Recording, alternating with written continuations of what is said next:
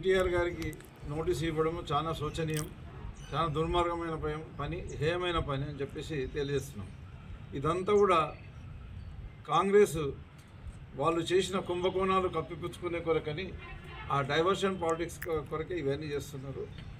మరి ఒకటి కాదు, కాంగ్రెస్ వాళ్ళు ఎన్నో కుంభకోణాలు చేసినారు. ప్రతి దాంట్లో కుంభకోణం ఉన్నది. బొగ్గు కుంభకోణం బయటపడ్డ తర్వాత దాని గురించి నిలదీయడం కానీ, అదే మాదిరిగా పవర్ కుంభకోణం కానీ, అదే మాదిరిగా ఈ ఇండస్ట్రీస్కి ఇచ్చిన ల్యాండ్స్ అన్నీ తీసుకొని అమ్ముకొని సొమ్ము చేసుకునే కొరకని నాయకులు సొమ్ము చేసుకునే కొరకని ప్రయత్నం చేస్తారు. ఆ కుంభకోణం కానీ, ఇట్లాంటి రకరకాల కుంభకోణాలన్నీ కూడా బయటికి తీసుకొని వచ్చేసి ప్రభుత్వాన్ని ఇరుకున పెడుతున్నారు. కాబట్టి ప్రజలని తప్పుదారి పట్టించే కొరకని ఈ అక్రమ కేసులు, అనవసరం కేసులు, అనవసరం నోటీసులు కూడా పంపించడం కూడా జరుగుతుందని చెప్పేసి తెలియజేస్తున్నాం. మరి కేసీఆర్ గారు కానీ, కేటీఆర్ గారు కానీ, హరీష్ రావు గారు కానీ వీళ్ళు ఎన్ని విచారణలు చేసినా, ఎన్ని వేధింపులకు గురి చేసినా మరి కడిగిన ముత్యంలాగా మళ్ళీ బయటకు వచ్చేది ఖాయం.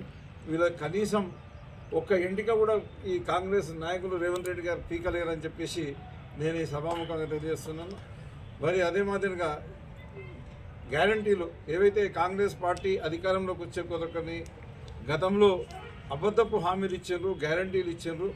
ఆ గ్యారంటీల గురించి కూడా రెగ్యులర్గా నిలదీయడం మూలంగా దానివల్ల కూడా వాళ్ళు ఇబ్బంది పడి తట్టుకోలేకనే వీళ్ళని ఏ రకంగా వేధించాలి, బీఆర్ఎస్ నాయకులను ముఖ్యంగా కేసీఆర్ని, కేటీఆర్ని, హరీష్ రావు గారిని అని చెప్పేసి వాళ్ళు ఇలాంటి చర్యలకు పాల్పడుతున్నారు. ఒక్కటి కాదు, వాళ్ళు వచ్చిన నుంచి ఒకటే, వాళ్ళకు వేరే పని లేదు, డెవలప్మెంట్ లేదు, అటు సంక్షేమం లేదు, కేవలం ప్రజలను తప్పుదారి పట్టించే కొరకని ఈ ఒకటి కాగానే ఒకటి మరి ఎంక్వైరీస్ చేసి, కాళేశ్వరం మీద ఒక ఎంక్వైరీ, దీని మన ఇప్పుడు ఈ సీట్ ఎంక్వైరీ ఇదొకటి, ఇట్లా రకరకాల ఎంక్వైరీలు పెట్టేసి మేము జైలు పంపుతాం, అది పంపుతాం, ఇది పంపుతాం అని చెప్పేసి 2 సంవత్సరాల నుంచి కాలయాపన చేసి ప్రజలకు సంక్షేమ పథకాలు అందించలేదు, అభివృద్ధి అందించలేదు అని చెప్పేసి తెలియజేస్తున్నాను.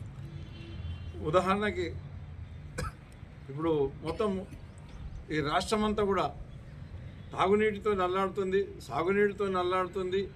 అవన్నీ కూడా పట్టించుకోకుండా పవర్ కూడా ఈ కాంగ్రెస్ గవర్నమెంట్ అధికారంలోకి వచ్చిన తర్వాత కనీసం 12 గంటల కరెంటు కూడా వస్తలేదు.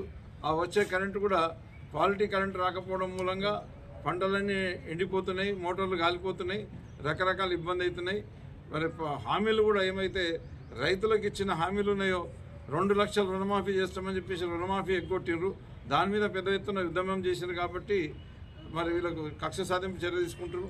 అదే మాదిరిగా ఈ రైతు బంధు పథకం ఏదైతే ఉండేనో దాన్ని రైతు బంధును కూడా ఆల్మోస్ట్ రద్దు చేశారు. కాబట్టి దాని మీద కూడా ఉద్యమాలు చేపడుతున్నారు. కాబట్టి దాని కొరకని కూడా వాళ్ళు ఈ రకంగా మరి బీఆర్ఎస్ నాయకులని, పెద్దల్ని వేధిస్తున్నారని చెప్పేసి తెలియజేస్తున్నాను.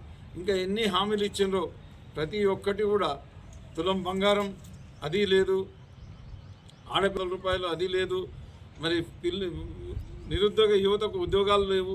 ఇవన్నిటి మీద పోరాటం చేస్తున్నారు. కాబట్టి మరి ఈ డైవర్షన్ చేసే కొరకని మా మీదనే ఏదో అబండాలు వేసి ప్రజల లోపల మమ్మల్ని తక్కువ చేసి చూపిద్దామనే ప్రయత్నం, బీఆర్ఎస్ పార్టీ నాయకులను తక్కువ చేసి చూపిద్దామనే ప్రయత్నం కొనసాగుతుంది. కానీ ఈ ఎట్టి పరిస్థితుల్లో ప్రజలు నమ్మే పరిస్థితులు లేరు. తప్పకుండా వీళ్ళు ఏదైతే ఈ ఎంక్వైరీలలో ఖచ్చితంగా బయటకు వస్తారు.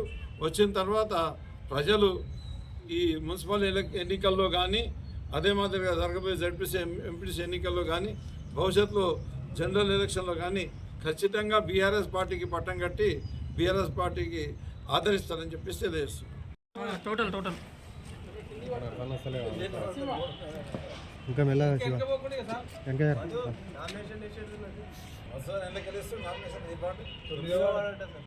Hi, this is Swati Dikshit. Please subscribe to SKS Fly TV.